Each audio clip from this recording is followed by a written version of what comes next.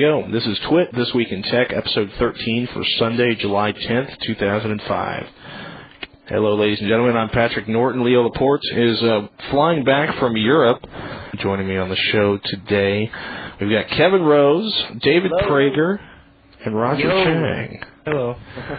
Gentlemen, Kevin, I'm going to let you start because you're in the process of dealing with a little upgrade at Dig, and I think you're going to have to bow out pretty fast. Yes, I have to take off in just a few minutes.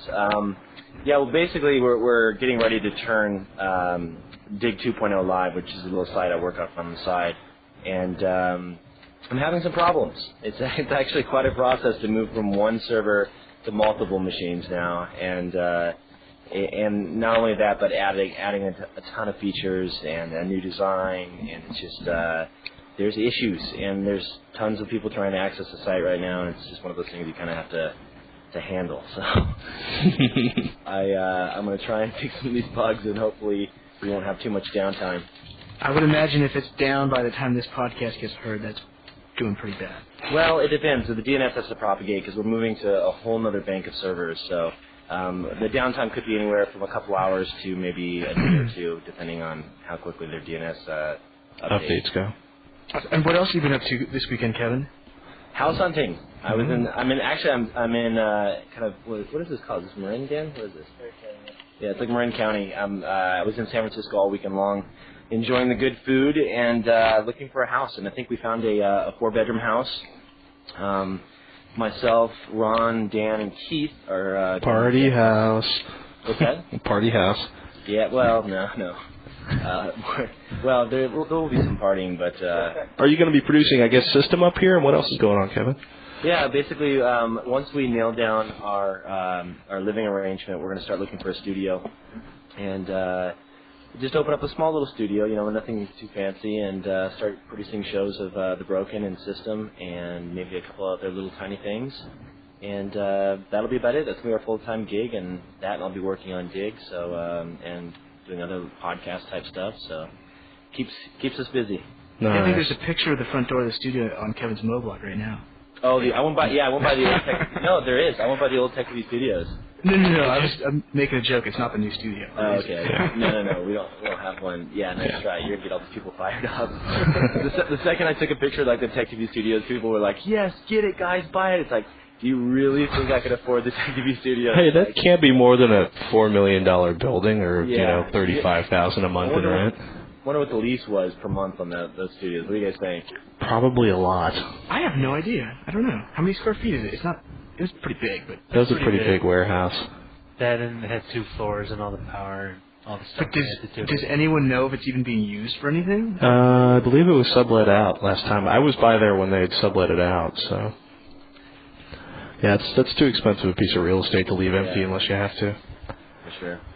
Actually, we should also point out that as of this point, as far as we know, the rights to Tech TV and the screensavers are all owned by somebody who's not going to sell it, much less to us, that we could afford. We can't afford it, and they're not selling it anyway. So that's right. Somebody keeps hitting my email with that question. So if you're going to get that information out there. Kevin? All the time. Yeah. You should buy this. Great. If you have that much money, let's retire. Exactly. Sorry. Perhaps I'm being selfish. Kevin, good luck with the server migration. Thanks, guys. Before you go, Kevin, since Dig is down and you're not able to look at the top stories on Dig, do you have any off the top of your head? Oh, man. I don't know. Without Dig? Without Dig, I'm lost. What was I going to bring to the table today? Let me think. We're going to talk about the BitTorrent add-ins to... Yeah, that's actually pretty cool, the fact they're adding BitTorrent into... not Opera? Firefox, but Opera. Nice. That's going to be awesome. I think you can get it now, but I haven't touched it. But I think, according to what I see online right now, the latest beta, I think it was, had it already integrated. Wow. Is Opera still paid for? They have a free version, but I know they also have that's how they make their money. They have like a pro version or something like that. Let's check it out.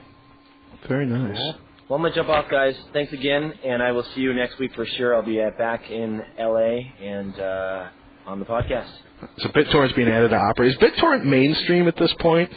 It's funny because I know a lot of people who've heard it, but they still don't know what it is exactly. Mm-hmm. They know it has something to do with file sharing, but beyond that, it's something they see in the news.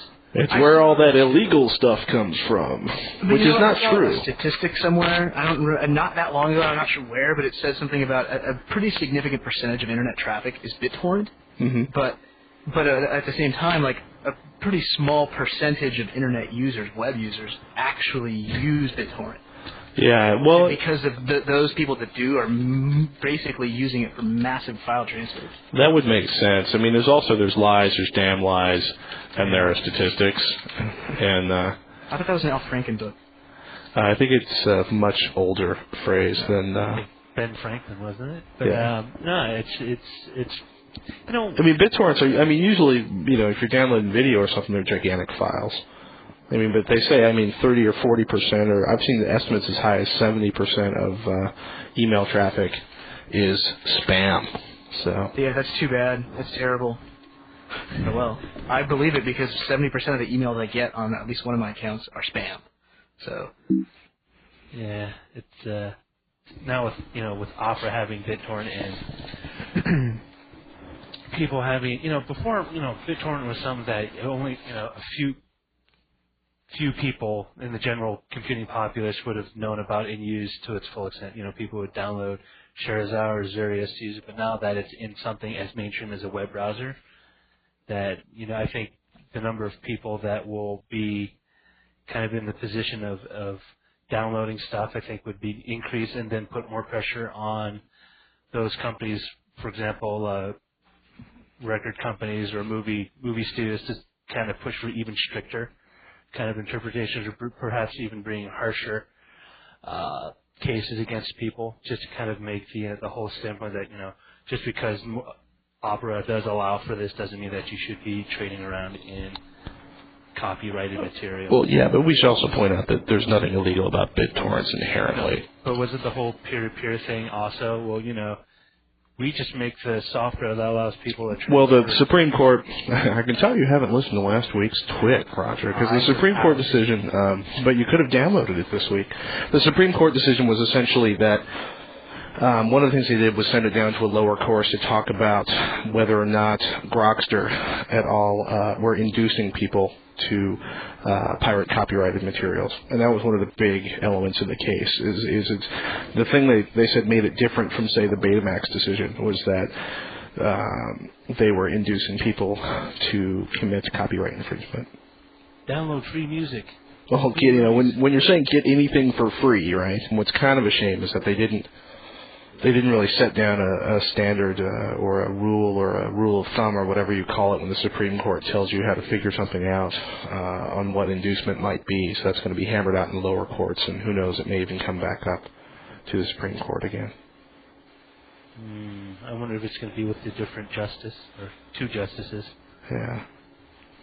Well, there's going to be at least one different justice because Sandra Day O'Connor's gone. We've got a favor for everybody out there in the TWiT land. Is one we're going to ask you for a couple of weeks to try using iTunes to get the podcast to subscribe for the main MP3 feed because it is bookmarkable now and it should work much faster than the AAC feed. So you should know that MP3 which last I checked is now bookmarkable inside of iTunes, and we're going to play around some more with that to make sure it's enabled. And two, do us a favor and vote for us on Podcast Alley. I wonder how the rankings on Podcast Alley are all voter-based. Right. Is there any way or anyone who tries to actually do a ranking based on number, some kind of torrent tracking or some? Well, in theory, that's what's to really see who's getting downloaded the most. Right. There's no Nielsen ratings for podcasts, and that's one of the interesting things about iTunes 4.9, adding in the tracking and ranking is, in theory, they should be doing it based on the number of iTunes clients that are subscribing. So. Yeah. Because, I don't hear someone like, Ira Flato, who does Science Friday, the podcast, and he doesn't say, hey, go to Podcast Alley and vote for us. But if he did, probably make a difference. Yeah, it's interesting. Was that guy who used to do Newton's Apple and PBS? I don't know. That name sounds very familiar. But I wonder if Opera is popular enough to the extent to make a difference in BitTorrent usage, as I'm sure iTunes is and will continue to be making on podcast use. I would probably say yes if it was Mozilla doing it. Yeah. According to the Opera.com and their press release about their new BitTorrent client, which is definitely a beta, which you can download now, they say that when they launched Opera 8 in April, they had a massive response with more than 100 downloads per second. So yeah, well, it's interesting. One of the things Opera maintains is that they are underrepresented in the counts of people using non-IE browsers because they are, in fact, they show up as IE when they're logged into a server. That's part of what they do. So, I know. I just tabbed over to the Opera side, and I just noticed the guy they have on the front for Opera 8. He's wearing a Power Rangers costume. I'm sorry, I just couldn't stop it. Oh man, have you guys heard of Windiz Update? Windiz Update.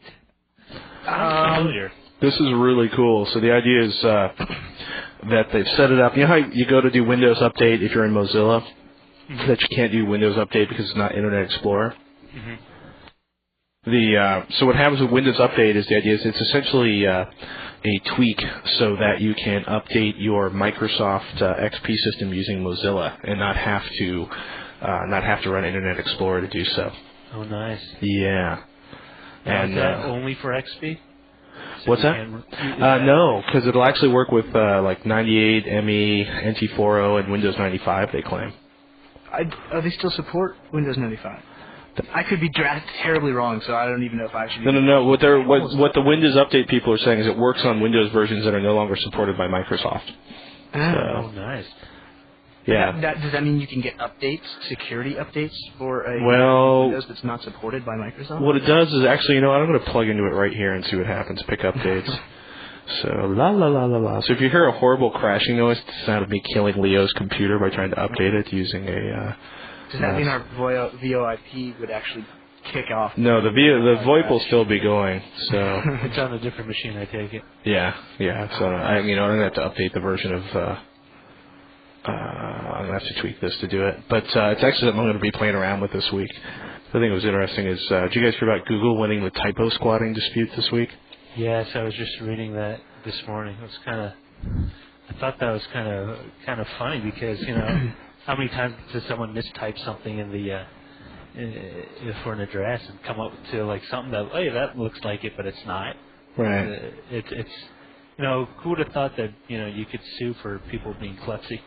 Well, they're not suing because of people being klutzy. They're suing because a guy in St. Petersburg, Russia, bought the rights to mistyped Google names and was using that to basically put some nasty malicious software on their computers if they would click yes on that. So the National Arbitration Forum, which is something I'd never heard of before I read in this article, decided in Google's favor. So it's going to be interesting to see, if those domains get handed over and what actually happens next. So National Arbitration Forum.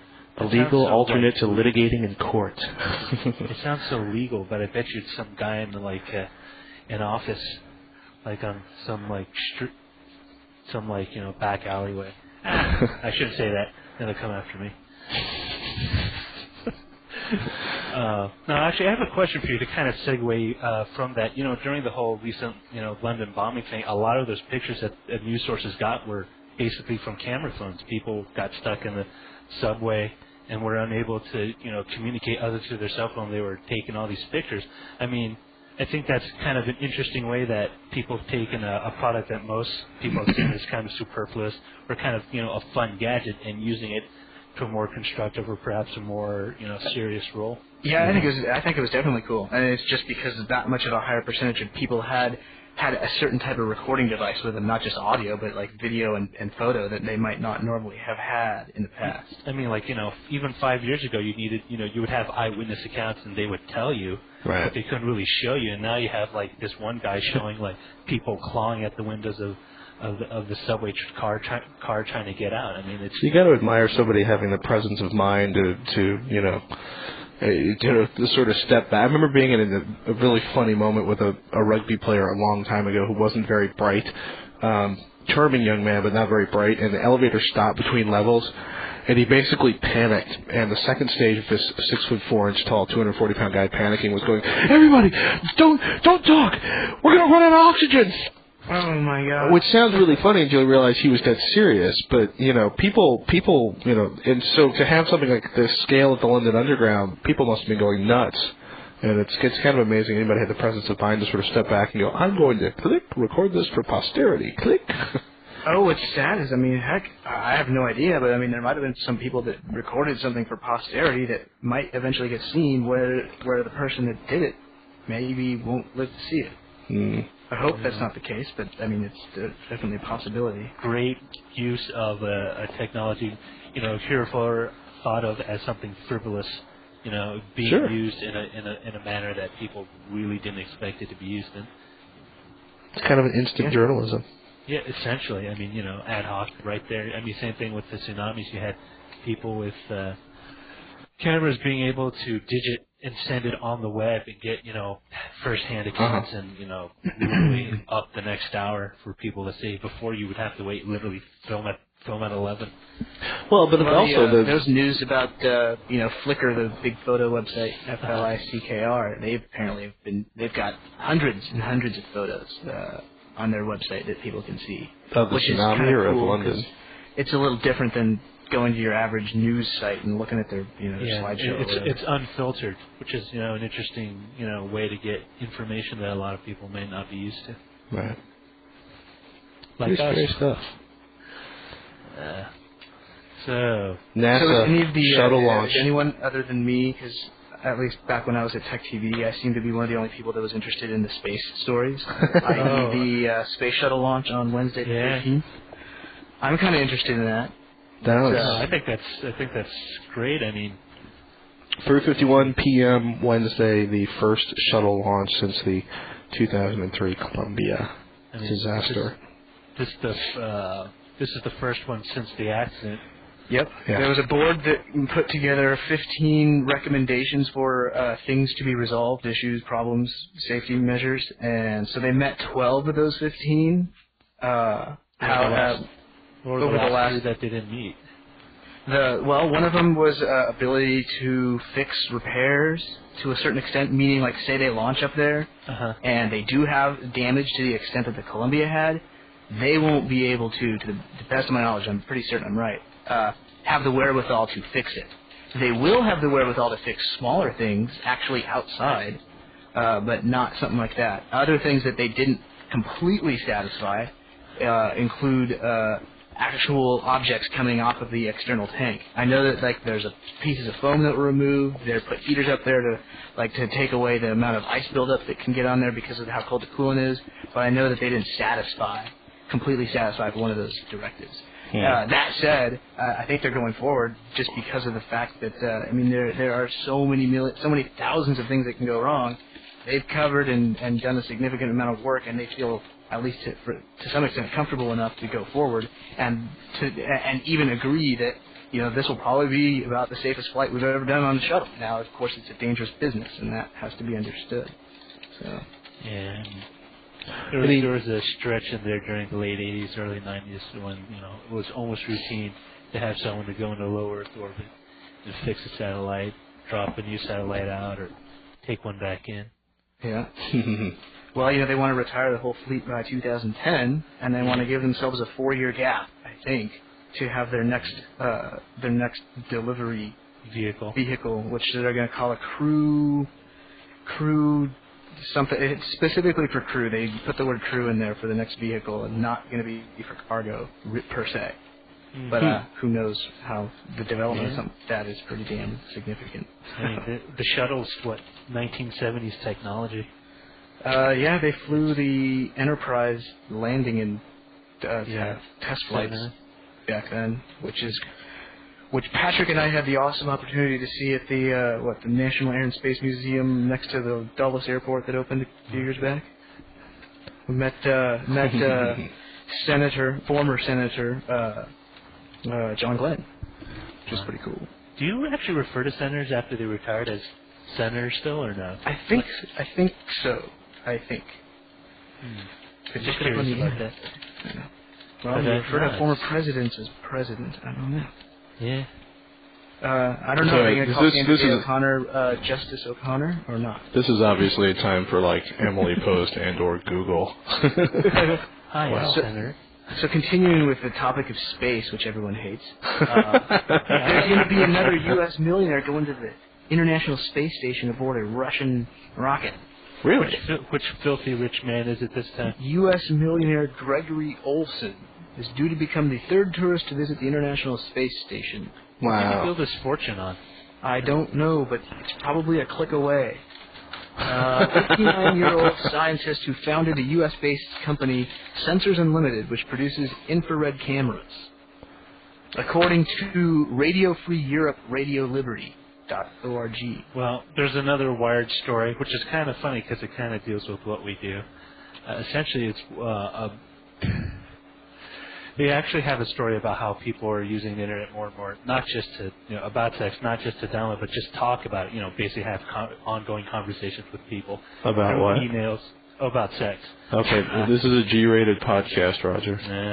Well, just funny is because they have a link in here, but the quote from this link says that the market for sex-based podcasts has been woefully underserved. I thought that was just funny. Usually sex is the pioneer of a lot of new businesses, and to the best of my knowledge, that wasn't the case with podcasting. Go figure. I said nothing dirty. Did he update your computers lately? I have it set up to auto update on my XP Pro, which maybe I shouldn't. I don't know. I just let it do it.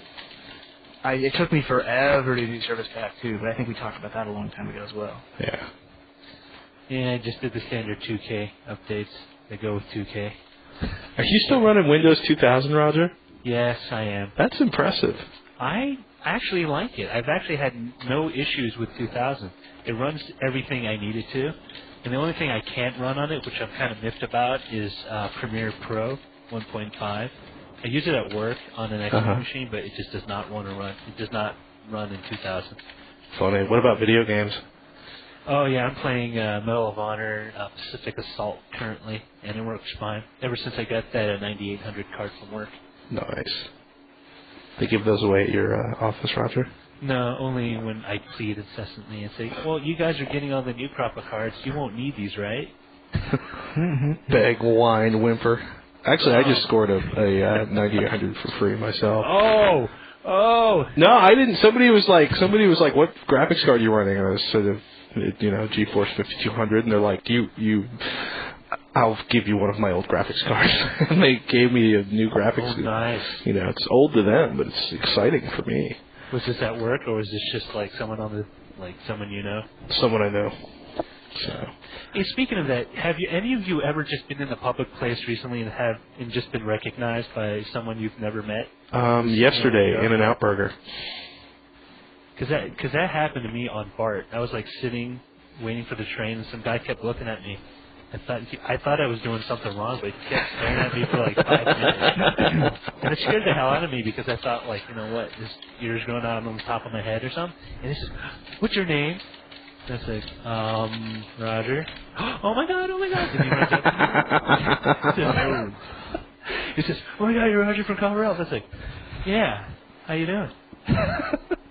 No one would recognize me, although I have been at trade shows, and people recognize people I'm with, and they say, "Oh, this is Prager," and they go, "Oh my God, it's Prager." But they don't recognize the name, I think. People always ask me. Have you ever been like in a position where you're just kind of really embarrassed, or not?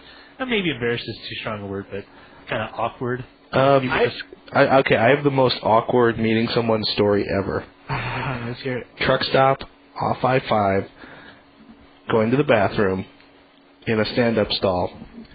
And the guy's like, does a double take. It's like, "Oh my God, you're Patrick Norton from the Screensavers." And I'm like, "Yeah, man, pleasure to meet you." And he reaches his hand over to shake my hand, and I'm like, "Dude, after we wash hands." And he just looks at his hand, and he's like, "Right, good idea." That's funny. That's awesome. You would have to. Okay, hold on 1 second. So this is an old story, but definitely an ongoing story. And it has to do with the fact that I'm sitting in my room right now using my neighbor's Wi-Fi to participate in this podcast. And there's a dude in Florida who just got arrested for using someone's unencrypted Wi-Fi. Right. Now, granted, I'm not sitting in a truck across the street from their house doing it, but I still kind of am across the street. Also, though, I'm not doing anything that would be considered illegal online activity. However, I am using their connection, and it's not directly authorized. Well, that's what's... I don't think this guy was doing anything. I think he was just browsing the web on an open Wi-Fi. So, in other words, you know, people's computers are designed to... A lot of the software says, connect me to the strongest signal.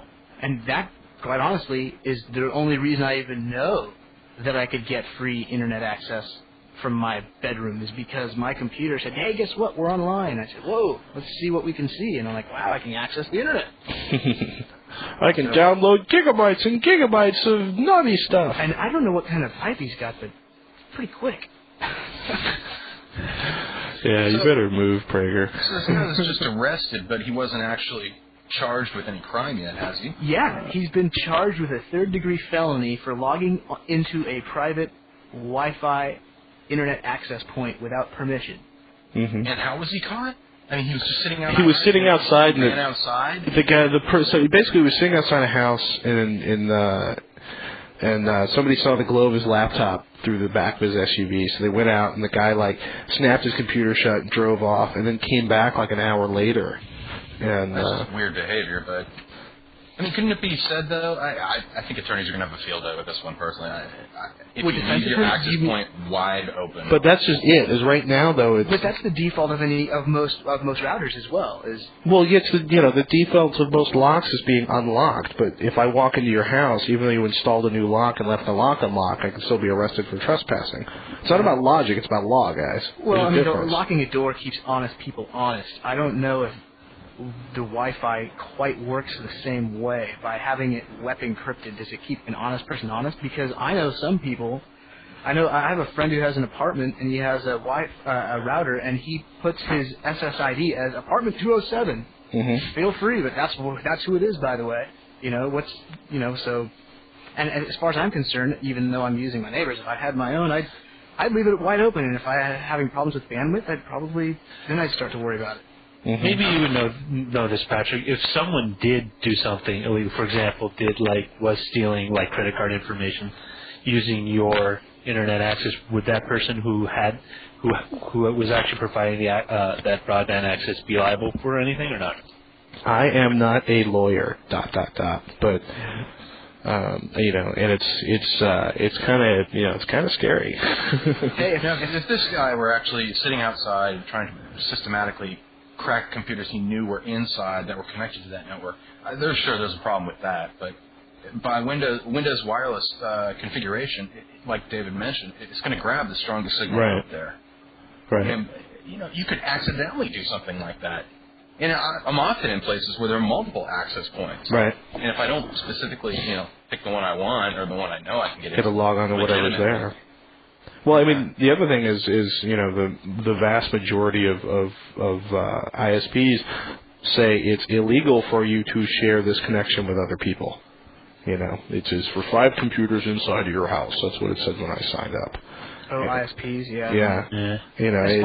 I do think you're probably liable for what your internet connection is used for. If my neighbor across the street gets hit by the RIAA because I've been downloading music that has been copywritten, my neighbor across the street might get in trouble, and they might. It's your fault, but it could be my fault. But they do, Well, it sounds like this would be a great time to bring a lawyer in just to answer some questions. I do know that if Where's you go to Phil? If you go to Phil's your not far enough Starbucks, along in law school. If you go to your neighborhood Starbucks and sign up for the T-Mobile internet access that so many of them provide, one of the things you click on when you're signing up says T-Mobile says we're not liable for what you do. Mm-hmm. Which is a smart move by T-Mobile. Interesting to see, because how many times or how often do you figure they're going to be able to catch somebody in the middle of doing something like this? So no, it depends on. It just happened. This guy came back. Right. Which is that's just some strange behavior anyway. What are you doing just sitting out in front of some stranger's house? Well, I mean, you ever have a conversation with like a detective over a couple of beers, and you hear that we catch a lot of the dumb ones, and we get lucky with some of the really smart ones. No, actually, I've never talked to a detective, but You've never talked to a detective, Roger? well, actually, no, I take that. Does a private investigator count? Possibly, but it's not quite the Oh, same. you got to go on a ride along with a cop one night. That's one of the best free things you can do. Well, I did that in the southeast district of Washington, D.C. That's some scary stuff. Weren't they just trying to drop you home, though? No, I purposely went out and did a ride along. Yeah. Ride alongs rock. Did you guys chase anyone? Domestic disturbances. Lots of fighting. It's really kind of upsetting. It's too bad. It was. And you get put into this position to like be kind of on the sidelines watching this, and you feel like I shouldn't be here. One and two, like it's really sad that this stuff's going on. So, any news stories on top of your head, Rob? No. I think we've done enough news. I've been floating on a lake for 3 days. I had a beautiful view of the stars. Oh, man. Lake Mead. Nice. Right outside of Vegas. Actually, I should point out to everyone that Robert Heron has just joined us fresh back from his vacation/bachelor party adventures, Volume 7 in Las Vegas. Houseboats on the lake. Nice. Lots of mayhem. It was beautiful. It was 100 and I think today it hit 110. Did you miss Battlefield 2? Oh. You know what? I had no technology on me whatsoever. It was awesome. So we were floating around a question earlier, Robert. Do you worry about Wi-Fi when you're moving to a new place? Or not Wi-Fi, do you worry about, broadband access options when you're moving? No, there's always something. I mean, unless you're living out in sticks. Right. That would limit you to DSL providers, but cable. Well, actually, I know a bunch of people who are out in the sticks who can't reach DSL. I've had like 3 people ask me in the last few months. What I mean. But I was surprised, though. Sometimes the data they have online, like in my brother's case, he's at, I think, exactly 1 mile beyond the city limits. Right. And they were saying, oh, no way, because they hadn't updated yet where the new D-Slam was. He was like 8,000 feet closer, or they had a new point that was even closer than he already had. So even if it says no on a website you're checking, it's always good to call them anyway and ask them directly. Right. And if you can do DSL, you can also usually bundle it with your landline service and get a discount. And same goes with cable, though, as well, where if you're getting cable TV. But I find you still use the landline service, huh, Robert? No, I don't. I've had a landline in like a couple of years now. We just moved. We're using our Verizon accounts, but Verizon reception is horrible in my new neighborhood. And it's only 12 blocks from my old building, and I'm just like, what is going on? You're in some dead zone of signal quality or signal strength. Well, but it's it's the middle of the sunset. How could unless there's a pretty big building. There's like a 4-story building about a block from us, and I wonder if maybe that's beating on the connection. I'm basically, it's like, off to Wilson Electronics. It's time to buy the 3-watt amplifier. The extreme west side of San Francisco, I found there were all sorts of radio reception problems from some of the big stations out there. Well, FM is definitely problematic. One time I was driving along, and every radio station suddenly became this one radio station in this 2-block area. It was like K-Fog or something. You've told me about this before. You can still tune in all the other stations at the same frequency. Oh, wait a minute. I've experienced the same thing. Everything I thought becomes it was the radio. Yeah. I thought it was kind of funny at first. I was just like, wow. I think someone's just swapping the frequencies. I think actually, I've heard radio, like a lot of audio, or not radio, electronics engineers are like, San Francisco is where, radio engineers go to cry. I totally believe that. I don't know. I bet you it's just Lake Merced houses some sort of downed UFO, causing all sorts of issues. I wish. Dr. Chang, propagating the truth again. Man with the word. Believe me if you want. Actually, by the way, Heron, I popped open my system after last week to look at the 20/4 pin connector on the new power supply. Yeah. And you're right, it is separable. I just couldn't figure out how to do it like that. If you look really close, there's a little clip that can pop out usually. So for everybody that's upgrading to a new power supply and you can't plug in your 24-pin power supply because your connectors for your hard drives are too close to your power supply pins, you don't have to break off pieces of the ATI or the IDE connectors. You can unsnap the extra 4 pins. Just don't have to hacksaw that poor electrical plug. No, just a little snap with the needle nose pliers and a little trimming with an X-Acto knife on the IDE connector on the end of the cable, and everything fit nicely. Of course, now it's a neater, cleaner installation. Tie that one cable back and nice and tight. Oh man.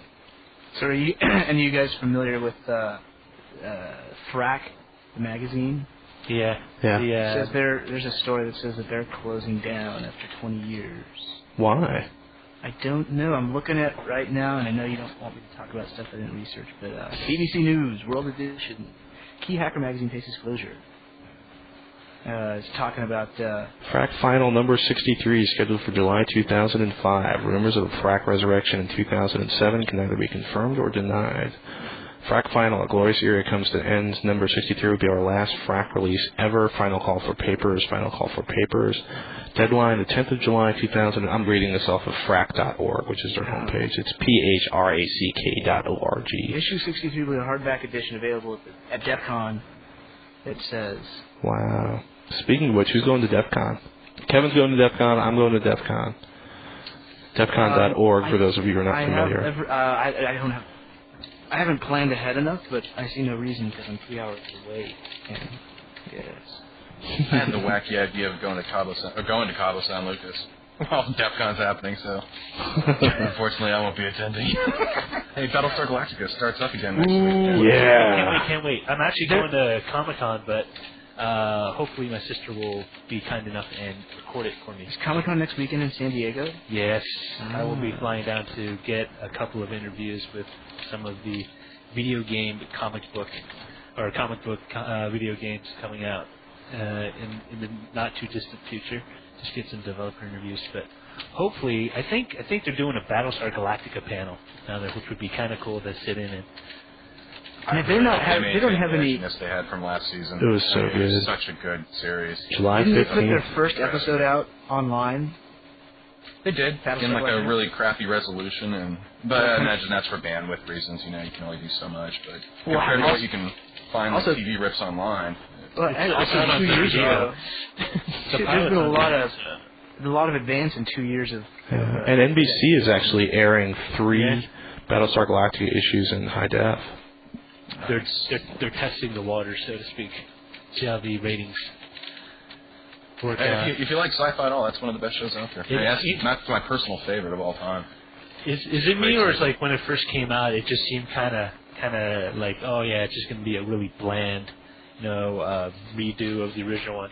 And then you watch your pilots, like it's not bad. And then you watch like the first season, okay. And then you watch the last half, and it's like, man, this show's freaking good. Because it wasn't bad, but it was kind of shaky at points. Not everyone. It was just the background. They had to get the story going and get everyone. Well, I think it was also. Oh, we missed the 3 episodes. They were last night. Yes, I actually watched 2 of them. If you get the Sci-Fi Channel, they'll rerun them. But anyone who hasn't seen it and has Netflix or something, go rent out the Battlestar Galactica pilot DVD. It's really good. Hey, so you saying they're not on Sci-Fi for the new ones anymore? No, they're on Sci-Fi. They aired 3 episodes from season 1 on NBC in high definition. Wow. Yeah. NBC getting smart. Well, NBC owns the parent company of the Sci-Fi Channel. Okay, then I know nothing about that relationship. Obviously.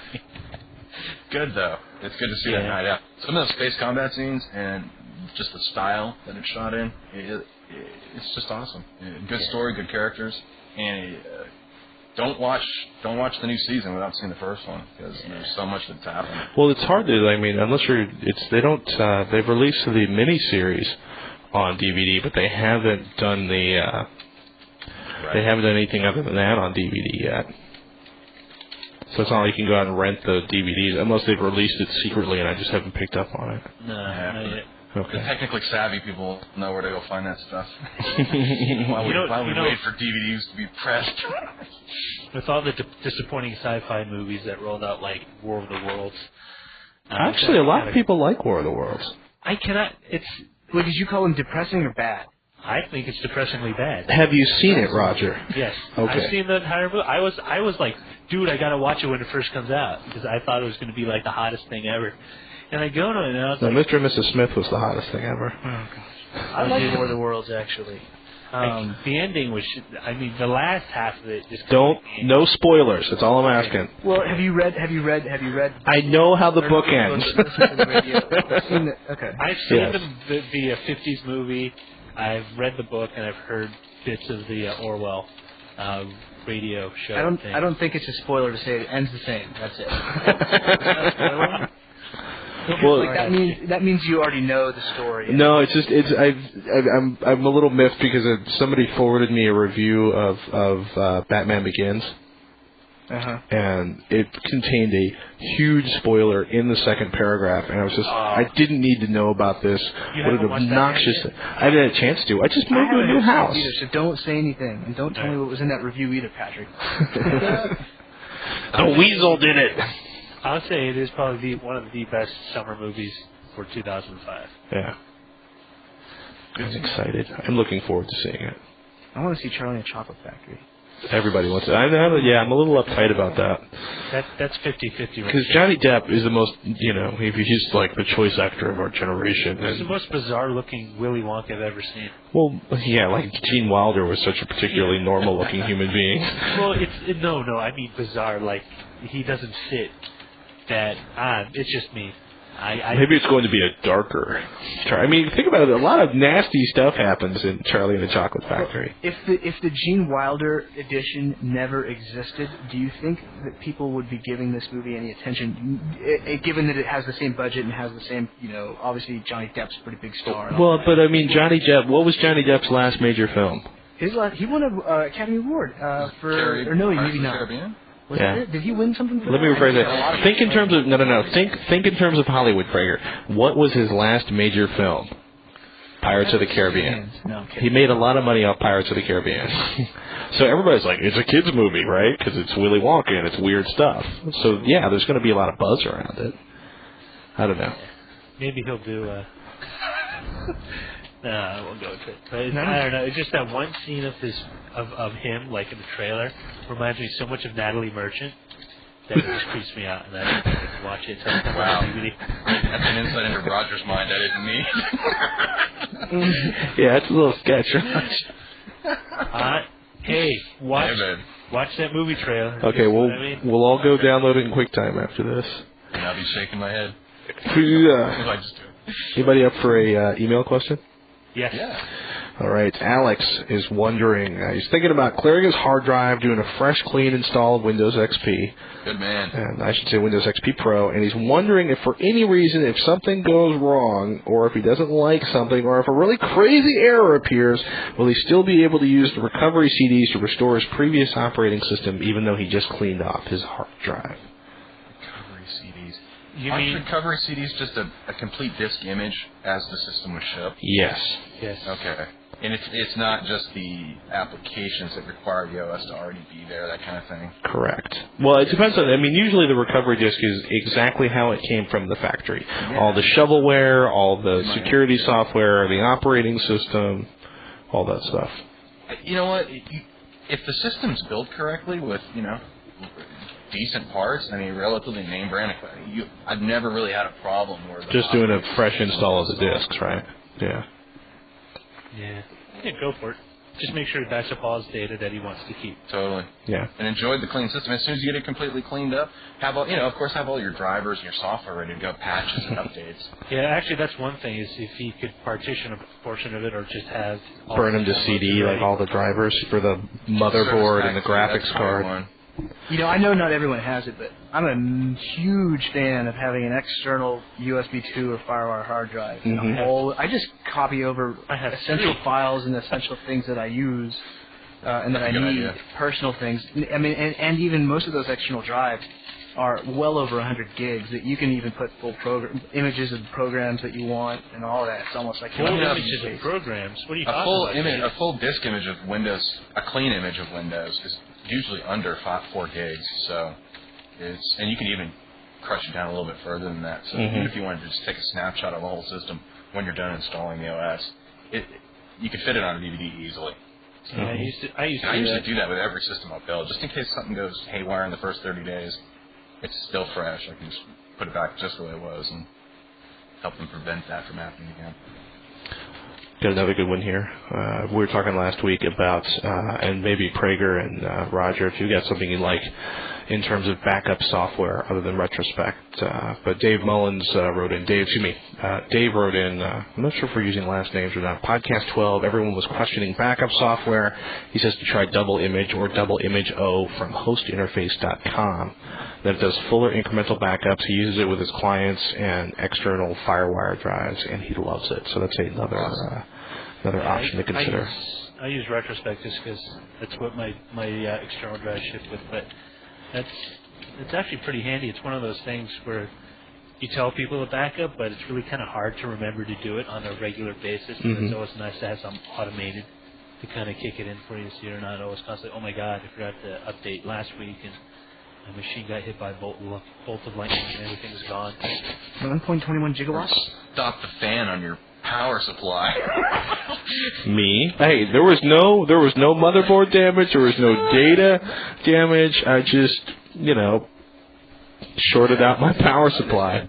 I could have reused the power supply if I'd been willing to solder in a new Capacitor. No, it's really weird. What blew actually was a fuse on the motherboard. It blew so hard, the entire inside of the fuse was like covered with black smoky substance, and there was a giant piece of glass that had blown out of the side of the fuse, which I've never seen on a glass fuse before. Is it a removable fuse? Oh no, I guess not. But we were talking about last week. Now that I've put a quiet power supply into my computer, I now know it's one of the old original $500 PCs that I built. I now know exactly how loud my fan is on my processor, which is too loud, and how loud my hard drive is. So my next step is replacing the incredibly loud stock AMD fan on my processor. And I was going to do a Zalman fan because they have those amazingly quiet, cool fans for processors. And then I realized that there was a Cooler Master on sale at a local store for like $11 that only has 19 dB of noise. I'm going to try because it's the $500 PC. I figure I'll go with the $11 fan rather than the $35 fan. I've messed around with a couple of those Cooler Master, the really inexpensive Cooler Master heatsinks. I found that you really have to check the contact between the CPU and the bottom of that heatsink. It seems that the bracket, whatever the retention bracket is that'll hold the heatsink on top, it seems it only really wants to fit one way, even though you can literally rotate it in any of the four directions usually.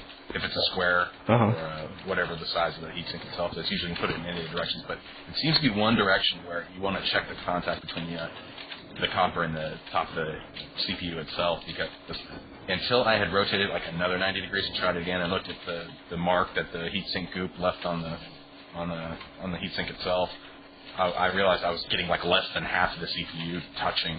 Oh wow!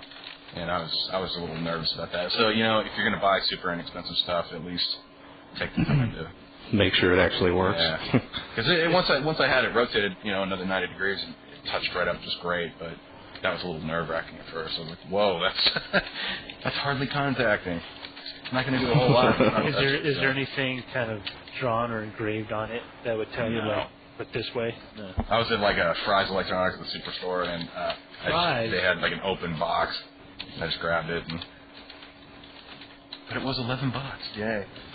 But no, I'm with you on that. For my gaming PC, I use a Zalman. I use one of their butterfly or whatever they call it, that flower shape. Yeah. They use fine strips of copper and/or aluminum, and then they all come together at the bottom with a heatsink contacts to the CPU. Right. And not only are they quiet, but they are very good. My system's an overclock system too, by about 600 megahertz or so, and it's been overclocked for a couple of years now, and I've had no problems with it. The only thing is, it acts like a bowl. The way the heatsink is shaped itself, it does kind of act like a bowl for dust, so you have to clean it out. Thing out once in a while.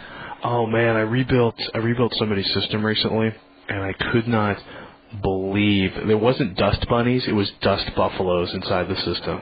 Holy! Everything was amazing. I was blowing. I probably blew like the equivalent of 4 or 5 cotton balls out of his graphics card cooler. That's how much stuff was inside of there. How old was the system?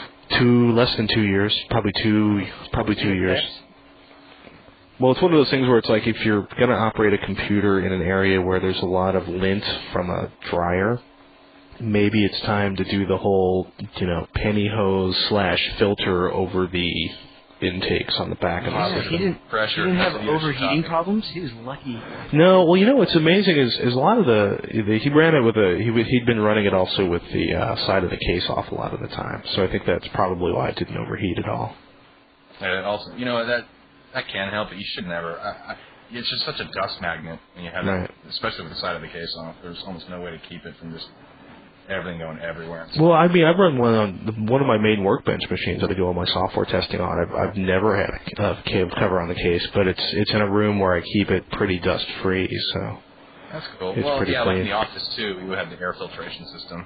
Yeah, it keeps things mostly clean, but. That's one thing I found. It's best to not only get the case fully sealed up, but then Yoshi taught me this one lesson was that make sure you have more air going into the case than coming out, just to maintain a positive air pressure, so that all the nooks and crannies. Normally, if you're sucking air out really hard of the case itself, it's pulling in from every little nook and cranny, and little stuff gets clogged up in there, and it just becomes a dust so to make sure there's more air going out than coming in. The other way around. More air going in than coming out? Pressure inside the case. So basically overpressurize your case? Yep. So that all the little vent holes and stuff, there'd be a slight breeze blowing out of them. That way, only the main fan that's pulling in air could actually be the one that's going to actually bring a contaminant of some kind into the case itself. And that you can either treat it. Put a filter on. Yeah, a filter, even pantyhose, like Pat just mentioned. That works. Hey, pack it down carefully. It works for robbing banks, too. Not so well. Not anymore. Don't ask us how we know. We're also talking about projectors last week. John says, and he also admits that this business is owned by a buddy of his, but anybody who's interested in projecting, using a projector to project on a wall in their house, to check out GooseSystemsUSA.com. Oh, and they do. Well, they've got a USA website now, but Goose Systems, they were based out of Canada, and they make a great paintable or a paint material that makes a customizable screen. What color does it turn the wall when you paint the wall, or is it like a clear? It depends what kind of gain you're looking for, or how much you want to either enhance the brightness of the image, or you want to create a darker image for enhancing black level. And so you have actually a choice from like a whitish to a dark gray. I take it you like this product quite a bit. Oh, we did, yeah, but we did that actually at Tech TV back in the day. We actually taped off a 16 by 9 foot section of a wall. What kind of paint was that? Yeah, we used what they called the digital gray, I believe it was. It was pretty neutral, but it wasn't. I don't believe it was It wasn't enhancing the image in terms of brightening it, but I think we were looking more for just good dark level for the projectors we were testing. Getting a good black is what we were shooting for with some of the cheaper projectors we were looking at. Right. Basically enhancing the black. To apply, you got to be careful, but if you can spray it, that's definitely the best way to do it. Rolling it really takes a fine touch not to get a line from the edge of the roller that's dries in there. And, you're going to see that every time you put up the projector. But if you want to do a custom surface, that paint works. It works really well. Cool. Just take some time and a good hand with it. Just notice that the Goose Systems USA URL is dead, so I'm going to put the original GooseSystems.com. Yeah, let's try Goose Systems, because they were based out of Canada last time I checked. I believe they still are. I remember getting in these projector screens from TWiT, which were really, really nice screens, but boy, do they cost a lot. And I don't know about getting I'm not a big fan of the screens. Screen for your $3,000 projector. Well, but also a lot of times they have ripples in the screens. Is what I was talking about with the screen guys. I just like the name Goo. Goo. And hey, the product works. It's a good thing. The ultimate flat screen is a projector, baby. No thickness, except for the material of the screen itself. Hey, we got a good question for you, Robert. LCD televisions ran into a deal at DJ Noir Tech. Eric is DJ Noir Tech. That's quite a nom de email. He's hope you and the TWiTs are doing well. He ran into a deal at Costco this weekend. Wanted to ask us about it before he bought it. Philips Ambilight or Ambilight. Ambilight. Philips Ambilight 42-inch 16 by 9 HDTV ready LCD TV, 1366 by 768 for $3,000.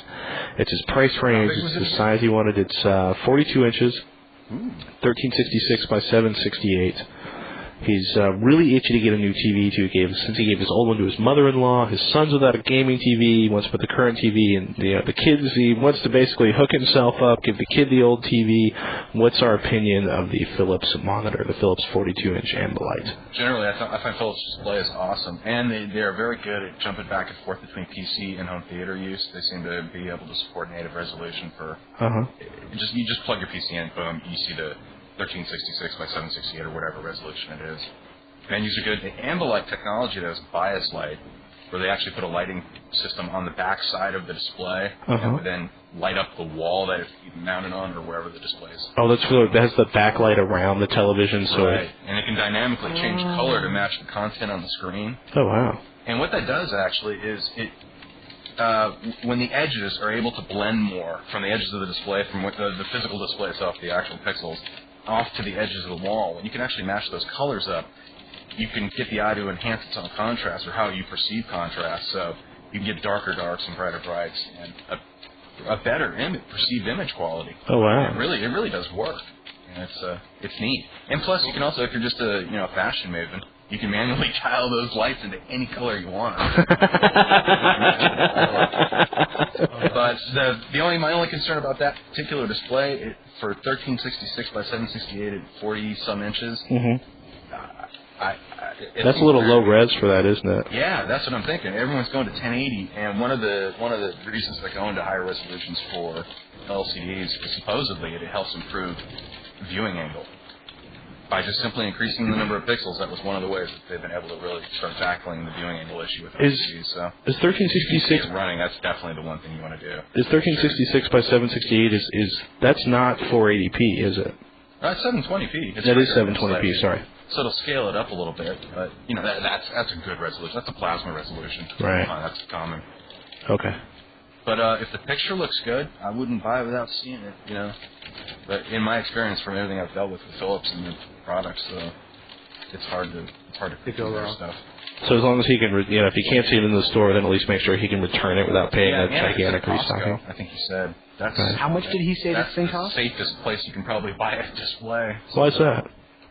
Just the return policy is extremely generous. You can basically return any TV at any time, as long as as long as you spent like $1 more than you've taken back in products. Right. They'll take it back. So I got a friend who bought a big screen, got it home, got it set up. A couple months later, it just wasn't doing it for him. Right. Put it back in the car, took it back, swapped it out for another one, and it's unfortunately it is an abusable system, but I'm glad a lot of people don't. And it just seems to be for a return policy that generous. It's nice just to mention Costco for that alone. Okay. I think fewer people abuse it because it's a pain in the butt to drag a 50-inch television back. Very true. I don't care how light that panel is. If you've ever been in a Costco parking lot, it is nothing but a sea of empty boxes like washing machines and televisions. Nobody can actually get the box with the display inside of it into their car, but they can take it out of the box and just throw the display in the back seat or something. Oh, funny. Crazy. And the other thing, too, is that Costco typically has discontinued or models that are being phased out at a discount. They're good at dumping stuff like that. So that's not a bad thing. It's going to be probably the lowest, probably very competitive pricing you'd find online, and it's a local store, and if there is something wrong with it, you just bring it right back. That's where I got my Light-On 5005. It's a set-top DVD recorder. Nice. For like $120. I want to try out one of Light-On's over-the-air tuners if they make one. Because I'm starting to see a lot of people use ATI's, the Zillion chip? Mm-hmm. I'm going to kick myself if I'm wrong on this one. I think it's the Zillion part. ATI has a bunch of chips. It's a surprising number of televisions and set-top boxes that their chips are now being used in. And one of them's, I think it's the same chip they're using in their HDTV Wonder for tuning over the air. I'm a big fan of the over-the-air stuff, so I'm always looking for a good set-top box. Because right now I'm using that Boom still as my over-the-air tuner box. to gauge against other tuners. And I'd like to upgrade that at some point. I'm glad it still works though. Cool. What do you normally watch? I mean, what's your... Unfortunately, there's not a lot on during the day. My favorite's PBS, but they really don't start their HD broadcast until 8 p.m. Pacific. And which is, well, if you have a way to record that, that's great, but I don't think a lot of people have HD recorders at home right now. But the other thing is HDNet is always broadcasting stuff, and just recently, like in the last couple of weeks, it seems they've added some new content finally. I watch this loop basically every day on the new sets I get in, and it's from say like 9 till about 3 in the afternoon. They show this like 6-hour loop of all the same stuff over and over again. So I've seen all the same content like a dozen times, but finally they had some new stuff on Friday, and I was enjoying immensely. And then there's the Windows Media HD stuff. I find it fascinating. Help! It's Windows Media HD. Hey, that's some good quality, and at bit rates that will fit on a DVD. So I'll be curious to see if people start getting into that a little bit. Where while we're waiting for Blu-ray and HDVD, and the media is going to be really expensive initially, I'll bet you're going to see a lot of companies start pushing their compression technology, some ways of using a DVD player or a set-top player. Mm-hmm. To record HD to a regular burnable DVD, and then watch that on your set-top device. Mm-hmm. I think there's going to be a nice transition there between those two, going from the new high-capacity formats for optical media that you can record HD on, and the having it what you have right now that's so inexpensive. Disc prices are well under $1 a disc for good media, and just being able to use that a little bit longer. And I'm only betting you're going to see a lot of new DVD player support, some of the new high-def compression schemes that will allow you to record that content. Hey, Robert, you wouldn't know the compatibility for writable dual-layer discs and standard set-top DVD players. Should work just fine. I find honestly some players are quirky about the brands of media. Like, in particular, I was messing around with a PlayStation 2 the other day, and granted, that's not the best DVD player in the world. Far from it, but it didn't even like Sony's own media. I was trying Sony's media, finally I tried about 2 other brands, and then I found a brand new slab of Verbatim Plus R, and that's the only disc I found that I've been able to burn and play in a PlayStation. Dash R of any brand wouldn't work. And then... Was that just standard single layer media? Yeah, that was. See, my problem with dual layer right now is disc prices. Have you found it for $5 a disc yet? No.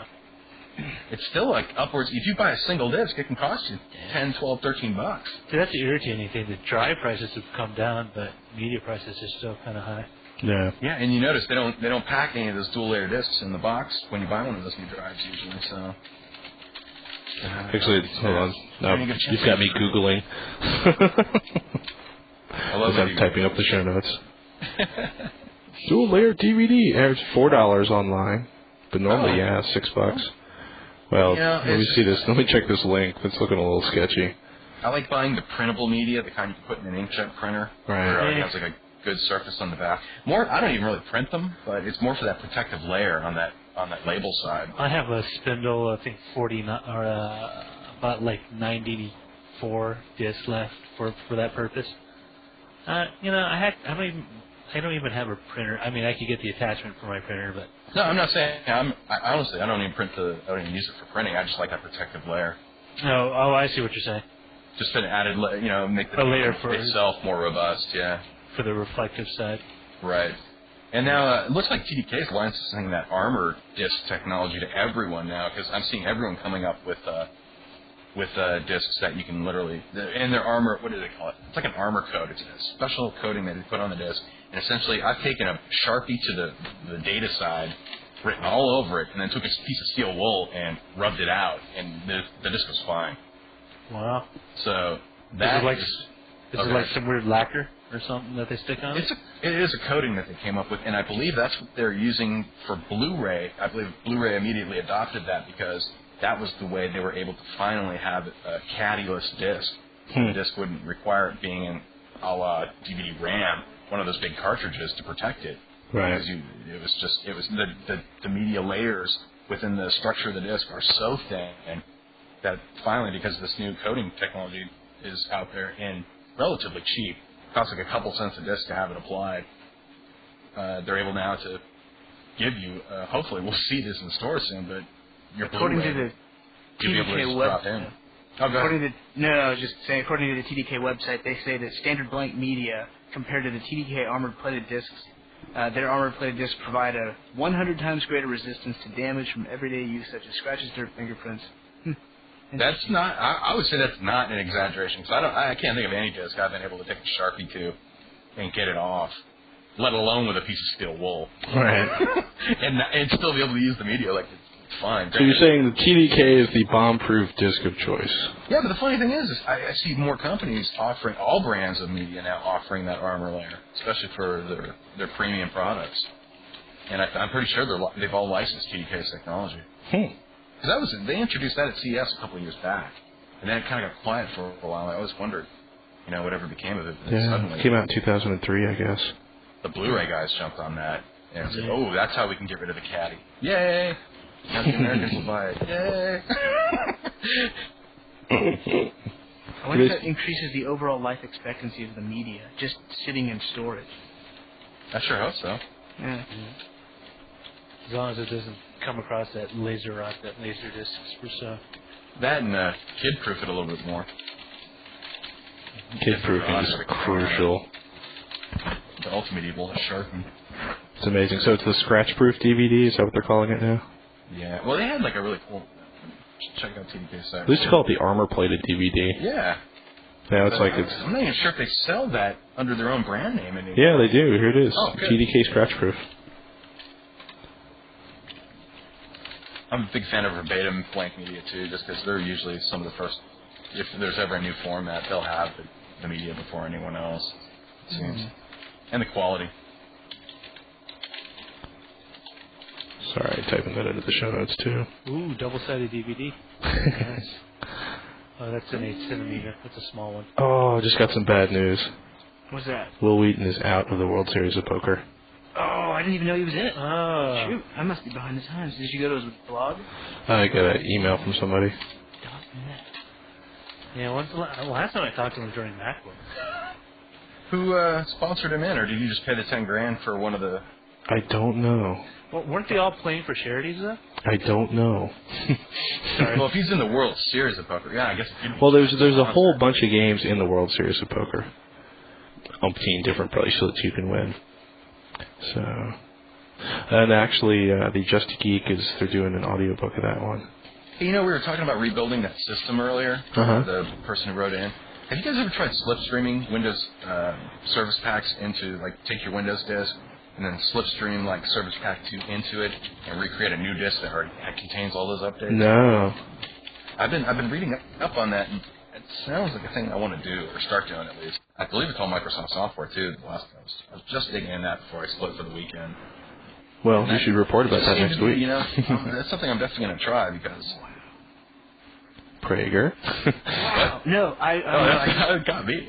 I just went to WorldSeriesOfPoker.com and they've got 5,619 players signed up for a $10,000 buy-in. Mm-hmm. And what that means is that the top 560 people who place will actually win money. The number one will get $7.5 million. Yeah. Number two, $4.25 million. They've got over $52 million in prize money. Oh my God. But poker's also more poker, this kind of poker is more popular than it's ever been. Yeah. Now that you no longer have to be a leather-assed road gambler to be good enough to win the tournament. That's actually a very bad image you might have. Sorry, I should probably edit that out too. Nah. You playing audio effects? At this point, we just don't know. Gentlemen, I think... You've run out of space. I think it's time to let go. 8:20 p.m., people. TWiT episode 13. Editing. What's that? This one should be a pretty easy edit. Half of what I was doing last week was relearning how to audio edit because I'd forgotten most of it. Nice. We also want to politely ask everyone to use iTunes to get the podcast. You'll have the best download quality and use the main MP3 feed. And if we get lucky, it'll also pump our rating up on the iTunes podcast listings. And just a favor... Of course, if you download this and listen to it after the fact, it might be too late. Well, just go ahead and pee on my parade. Load it up and give it a shot. But, yeah, iTunes 4.9. The other thing is do us a favor and vote for us on Podcast Alley so we can be all hoopty in the ratings. You know, I guess hoopty. iTunes. I'm gonna actually download it, install it, and give it a shot. Well, if nothing else, leave it on your system and let it download the TWiTcast. Will do. Cool. I'm curious, how cleanly does it uninstall? That's always my big question. Pretty cleanly. It comes with QuickTime 7, whether you want it or not. You do not have to download. It's not 676. Is it? What's the PC version? Yes. PC. Well, I mean, you have to download QuickTime, but I don't think they'd want to bundle that. That was No, it's 6. It's not the beta. Really? Because I had no problems with the beta. It just seemed like every time I opened a video, I was getting a. You know what? It could be part of my notebook's driver stuff. I didn't try it on a desktop system. I probably should have, but I was running into a problem where it seemed like it'd go into some editing mode every time I opened up an AV file. What? And every time I closed it, it would ask me, "Oh, do you want to save your changes?" And I'm like, "I don't feel anything." Yeah, see, I haven't had any of that at all. Okay, that's probably this notebook. Maybe you should uninstall it and reinstall it. I'm telling you. Got to back up my data first. Oh boy, scary stuff. All of it. Back it up, man. No, this is like my work notebook. This is right. We shouldn't be installing. I'm going to tell Bill at work. Bill's my buddy. I don't do anything he wouldn't approve of. You know. Bill. I keep myself on the up and up with him. Robert's been downloading betas, installing them on a production notebook. Oh, because I was trying to watch a video a friend of mine put out, and he had just dumped it out of compressor. Right. In a Premiere, or is it Premiere? No. What do they use in Apple? Final Cut. Final Cut. So you just finished whatever. Is that for audio or video editing? Video. Shows you how little I did. I thought you were smart. No, I mean I can tell you anything you want to know about PC stuff. Oh, when it comes to Apple you can stuff, tell me a lot more than I can tell. That's for sure. I'm ignorant. I'm ignorant when it comes to Apple. But Ignorant? I don't even own an iPod. So. You want one of mine? I've got like 7 now. Actually, that's not true. I'll say this: one of the coolest Belkin's iPod FM transmitter. And here's the other great use is that you can run multiple stereo systems at the same time if they're close enough together with that FM transmitter. Right. We had a couple of houseboats this weekend, and man, sure enough, as soon as we parked both houseboats next to each other, it was... Really? I had nothing but terrible experiences with those things. There's a lot of them are really awful. But if you're in the middle of nowhere and you're not moving very quickly, they work a lot better. Because they had car head units in these boats, so it worked really well. They had pretty sensitive FM tuners, and the sound quality sounded great. You know, it wasn't, we're talking weatherproof speakers and stuff like that. I can't really gauge the quality of that. They would sound a lot worse if you were working with better speakers and better head units. I hear you. But that was awful nice, man. My friend had, I think, 20 gigs of music out there. And what did he say? He had 63 days of audio on his PC at home. Played continuously. Something like that. Yeah, call me when you get up to like 2 weeks. All right. Gentlemen, thank you so much. All right. Have fun editing and posting. I will do my best. All right. I need to go wash lake water out of my ears. Good luck with that. I got to finish washing clothes. So I have David, I'm halfway through that crazy email you sent out. So. Which one? I don't know. There's some, 2-page email you sent out. Oh, was it that long? Yeah, I'm moving up to San Francisco. Yeah. And, I'm just, Just let you know I'm at least getting into it and reading it. Party. Check Glen Park. Glen Park. All right, I will. Twist. East Bay. No, don't go to the East Bay. I go to the East Bay. All right, guys. Take it easy. Right. Thanks again. Ciao. Bye, guys. Bye.